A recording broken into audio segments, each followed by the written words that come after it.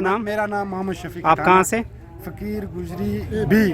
आज जो ये प्रोटेस्ट आप कर रहे हो किस लिए कर रहे हो?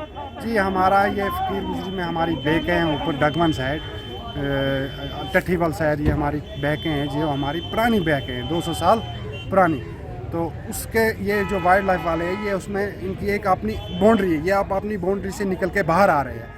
हमारी जो बैकें हैं उसमें ज़मीन भी हम लोगों की दर्ज है वहाँ पे, कुछ ज़मीनें 200-300 कनाल 1400 कनाल ऐसे में सुना है कि वो ज़मीन भी हमारे वहाँ पे दर्ज है।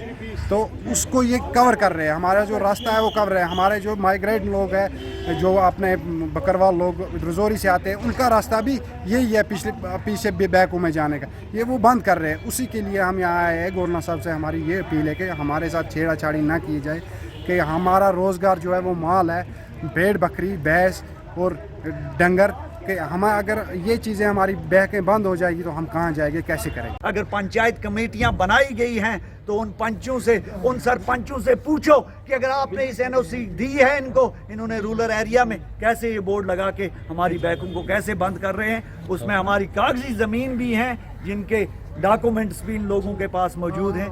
देखो कि इस चीज़ के लिए हम यहाँ पे आए हैं, ये लोग आए हैं, हम इन लोगों के भले के लिए यहाँ पे हैं। इनके साथ हम जहाँ तक ये हमारे साथ जाएंगे, हम कल एलजी का दरवाज़ा भी खटखटाएंगे। आज संडे है, कल आप देखना यहाँ पे 10,000 लोग होगा और माल के साथ होगा, माल लेकर रोडों पे निकलेंगे हम अपना।